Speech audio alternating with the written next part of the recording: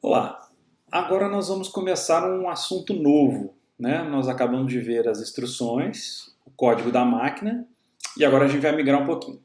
Então vamos lá.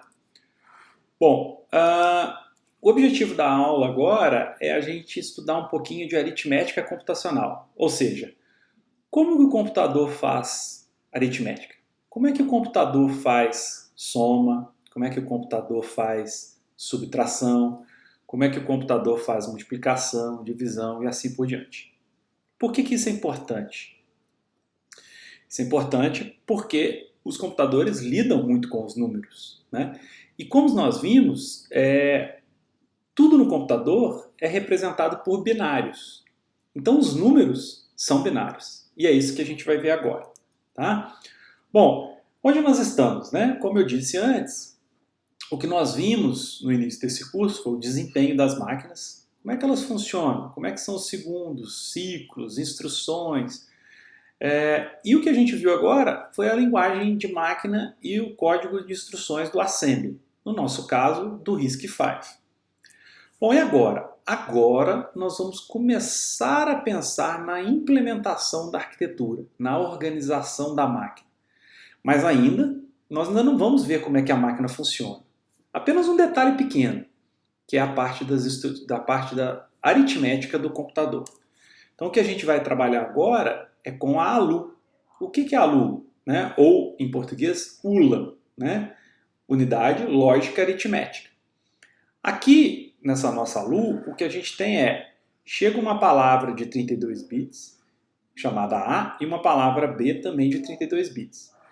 Eu vou selecionar uma operação a realizar e vai sair um resultado aqui no final, de 32 bits. Tá? Como é que a gente vai fazer isso? Antes da gente fazer isso, vamos lembrar um pouquinho dos números. Né? A gente já viu que bits são bits, né? Representações 0 e 1. E, por convenção, nós temos como fazer números inteiros binários. Tá? A gente viu algumas aulas atrás, a gente vai até relembrar aqui um pouquinho, mas a gente usa esses zeros e uns para representar números. Então, se eu pensar apenas em números positivos, o que é mais fácil, se eu tenho n bits, eu posso representar o número de 0 até 2n menos 1. O problema é que é um pouco mais complicado do que isso. Né? Primeiro, os números são finitos. Se eu tenho uma quantidade limitada de bits, n de bits, eu tenho uma quantidade limitada de 2 elevado a n números que eu posso representar. Né? Quando eu quero representar um número acima desse valor e eu não consigo, é o que nós chamamos na máquina de overflow. A gente vai ver um pouco mais para frente o que isso significa. Outra coisa complicada. Bom, é fácil representar números inteiros. Mas como é que eu represento uma fração? Como é que eu represento um número real? É bem complicado, a gente vai ter que ver. Outra coisa que a gente já viu, a gente vai lembrar agora, é números negativos. Números negativos também são importantes. Né? E aí a gente precisa trabalhar com saber como é que a gente representa números negativos. Então vamos começar primeiro aqui pensando, né? Fazendo essa recordação. Como que nós representamos o número negativo? Qual padrão representará esse número? Bom, eu tenho diversas maneiras diferentes de representar números negativos. Tá? Mas eu posso escolher uma que seja melhor do que outras. Né? O que eu tenho que levar em consideração? É o balanço na quantidade de números, o número de zeros, a facilidade de operação. Qual é melhor? Por quê? Bom, a maneira mais intuitiva de eu representar números é dizer o seguinte: olha, eu tenho um número, eu suponho que eu tenho 3 bits para representar um número inteiro. Eu posso pegar o bit mais à esquerda e falar, olha, esse bit representa o sinal. E por convenção eu digo que 0 é positivo e 1 é negativo. Opa, fica fácil. 0, 0, 0, 0. 0, 0, 1, 1. 0, 1, 0, 2. 0, 1, 1, 3. Opa, o próximo número, 1, 0, 0, Agora já é um sinal de negativo aqui. Então é o menos 0. Pois eu tenho o menos 1, o menos 2 e o menos 3. E assim por diante. Tá? Essa é uma possibilidade. O que é ruim aqui é que eu tenho dois números zeros. Eu tenho o mais 0 e o menos 0. Não faz sentido, porque 0 não é nem positivo nem negativo. 0 é 0, nulo. Né? Bom, tem o complemento de 1. Complemento de 1, se a gente olhar os números positivos, são exatamente iguais aos que estão aqui. O que difere aqui é que o número negativo a gente vê pelo complemento dele. Então, o 1 representa que é negativo e os valores aqui que representam digamos, o valor do número, né? O módulo do número, eu inverto os bits. Então, se é 0, 0, eu enxergo como 1 e 1. E aí seria 3, então seria menos 3. Aqui seria 1, 0, aqui o 0, 1 seria 1, 0. Seria então menos 2, menos 1 e o menos 0. Isso aqui é interessante porque ele permite eu fazer algumas operações com números que são até interessantes. Mas eu, de novo, tenho dois zeros. Tá? E aí vem o complemento de 2. O que é o complemento de 2? Bom, de novo, os números positivos são idênticos e o número negativo tem uma pequena alteração. Tal como no complemento de 1, esse aqui é o sinal, como nos dois casos aqui. Eu tenho 0, 0. Eu faço o complemento, então seria 1, 1. E somo mais 1. Então ficaria 3 mais 1, 4. Negativo, menos 4. Aqui seria o 0, 1 viraria 1, 0. Seria 2. Mais 1, 3, como é negativo, menos 3. Aqui seria o 1, 0 se transformaria em 0, 1, que é 1. Mais 1, 2, como negativo, menos 1. E o 1, 1, eu tenho 0, 0. Seria 0. Mais 1, menos 1. Bom, esse é o complemento de 2. Qual é a vantagem do complemento de 2? Eu só tenho um 0. E é um 0 muito simples, porque é o que tem tudo 0. Tá? A desvantagem, talvez, eu tenho um desbalanceamento dos números. Eu tenho um número negativo a mais do que eu tenho um número positivo. Então, eu tenho 3 números positivos e 4 negativos. Bom, isso seria um grande problema se eu tivesse um caso como esse aqui com poucos bits. Mas, no caso real, quando eu tenho, por exemplo, 32 bits, 64 bits, isso pouco vai fazer diferença. Porque, por exemplo, no caso de 32 bits, eu vou ter aqui 2.147.483.647 números positivos e 2.147.483.648 números negativos. Não faz muita diferença. E continuo tendo um 0 muito bem representado. E uma vantagem do complemento de 2 é a sua facilidade em operação, né? Na hora de fazer a aritmética computacional, que é o que eu quero aqui.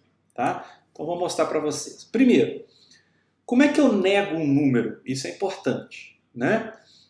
Em complemento de 2. Como eu estou trabalhando em complemento de 2, negar o número significa inverto todos os bits e somo 1. Vamos ver como é que isso funciona? Vamos ver um exemplo. Imagina que eu tenho o número mais 6. Como que o mais 6 é representado em número binário? Bom, mais 6 está aqui. 0, 1, 1, 0. Tá? Esse seria o mais 6. Como que seria o menos 6? Opa, primeiro passo, inverto todos os bits. Então, onde é 0 vira 1, onde é 1 vira 0. Ok? Isso é fácil. Próximo passo, somo mais 1. Então, ao somar 1 com 1, dá 0 e vai 1, que vai dar 1. Então, fica 1, 0, 1, 0. E isso é menos 6. Olha aqui, o bit mais à esquerda é um bit agora com valor 1, indicando que é um número negativo.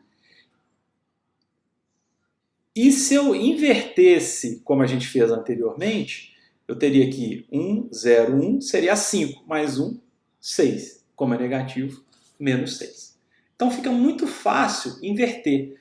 Se eu quiser inverter de volta do menos 6 para o mais 6, façam esse exercício. É muito simples. Vai ficar 0, 1, 0, 1.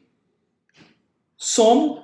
1 com 1 vai dar 0, vem 1 com 0 e vai voltar a ter o valor que eu tinha aqui. Certo? Façam esse exercício aí na casa de vocês para vocês verem. Depois peguem vários números pequenos e façam esse complemento, passando de positivo para negativo, negativo para positivo, para vocês verem que não é algo complicado. Bom, eu quero fazer operações com o complemento de 2. Tá? Outra coisa que eu preciso fazer quando eu faço operações é converter números que tenha uma quantidade menor de bits em números que tenham uma quantidade maior de bits. Isso é muito comum. Por exemplo, quando a gente viu as instruções do RISC-V, a gente falou que os nossos dados, né, os nossos registradores, guardam dados com 64 bits. Quando eu quero fazer uma instrução ADI, por exemplo, ADI x1, x2, 10. Eu vou somar o conteúdo de x2 com 10. E esse 10 foi passado de forma imediata. O conteúdo de x2 tem 64 bits. O imediato que guarda o valor 10, se a gente voltar lá nas instruções, a gente vê que tem 12 bits. Como que eu somo um número que é representado por 64 bits por outro que é representado por 12 bits? Primeiro, eu tenho que converter esse número de 12 bits em um número de 64 bits. Mas ele tem que ter o mesmo valor. Se ele tinha o valor inteiro 10, ele tem que continuar mantendo esse valor inteiro 10. É óbvio que por uma questão de limitação de tamanho aqui, de facilidade de exemplo, eu não vou passar um número de 12 para 64 bits. Mas a gente vai fazer um exemplo aqui, ó, passando um número de 4 para 8 bits. Tanto positivo quanto negativo. Então vamos com o mais 6 e o menos 6 que a gente viu. É muito simples, está escrito aqui, ó. Basta eu copiar o bit mais significativo nos outros bits à esquerda. Então se eu tenho mais 6, eu tinha 0, 1, 1, 0. Esses 4 bits eu repito aqui. São idênticos. Eu pego o bit mais significativo, que é o 0, e copio 4 bits aqui. Ó. Eu continuo tendo o valor 6. E o número negativo? A mesma coisa. Eu coloco aqui 1, 0, 1, 0, que representa o menos 6 em 4 bits. Pego o bit mais significativo, que representa o sinal, e estendo para cá. Lembrando que é complemento de 2. Então, esse bit aqui passa a ser o bit que indica o sinal. Mas se eu olho e faço aquela nossa conversão simples, passo e inverto tudo, os outros bits aqui, ó, de 1 para 0, de 0 para 1, eu vou ter 1, 1, que é 5, mais 1, 6, como é negativo, menos 6. Viram? É bem simples. Então, de novo, façam alguns exercícios em casa para vocês verem como que isso funciona. Bom, e como é que eu faço adição e subtração de números binários? Muito simples.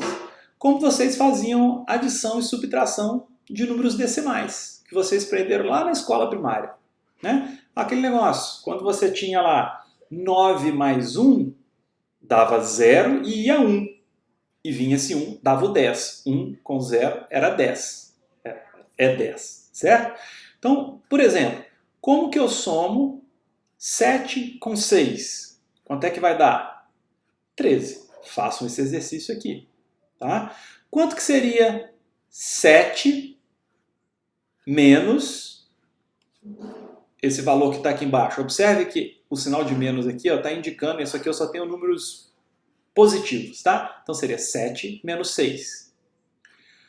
Como que seria o 6 menos 5? Façam esses exercícios. Mas vamos ver aqui um exemplo. Olha só, vamos pegar esse caso aqui, ó, 7 menos 6. Só que ao invés de fazer com 4 bits, vamos considerar que eu estou fazendo com 32 bits. Opa, mas o que é importante para mim são esses 4 bits aqui da direita.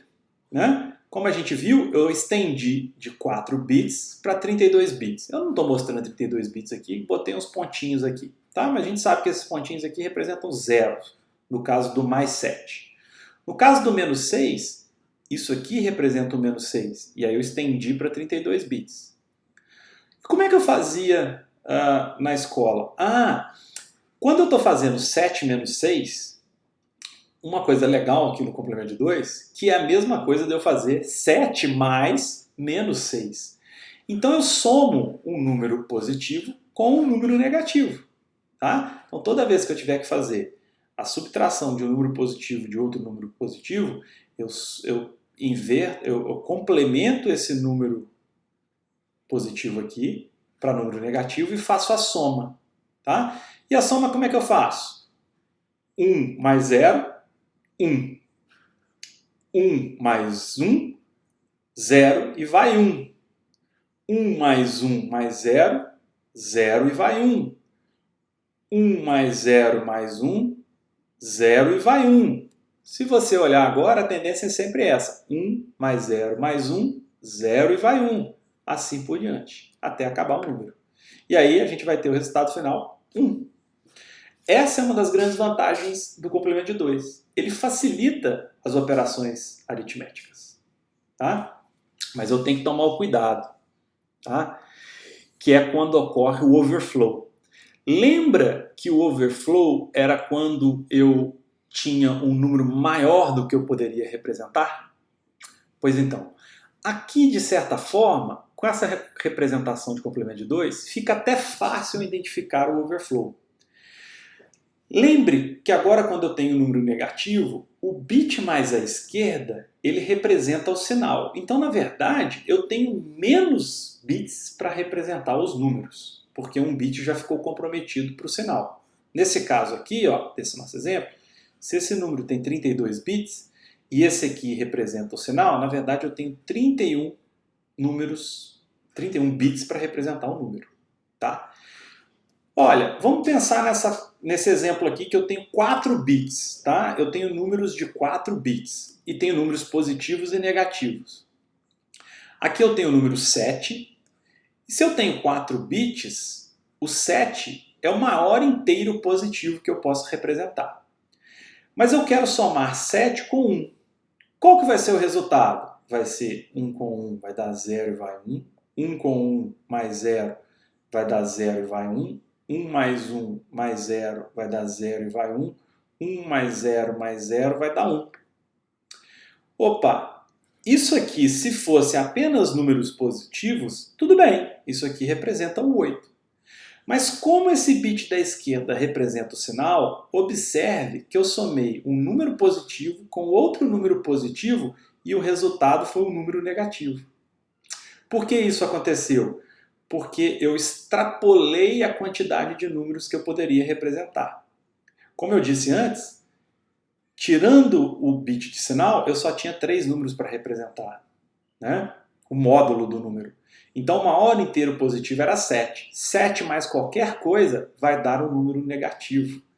E isso a gente consegue, então, detectar o overflow. Tá? Então, como é que a gente detecta o overflow? Tem algumas regrinhas muito interessantes. Quando nós somamos um número positivo com um negativo, não tem overflow. Isso faz sentido, porque se eu tenho um número positivo e somo com um negativo, o módulo vai diminuir, não tem jeito. Né?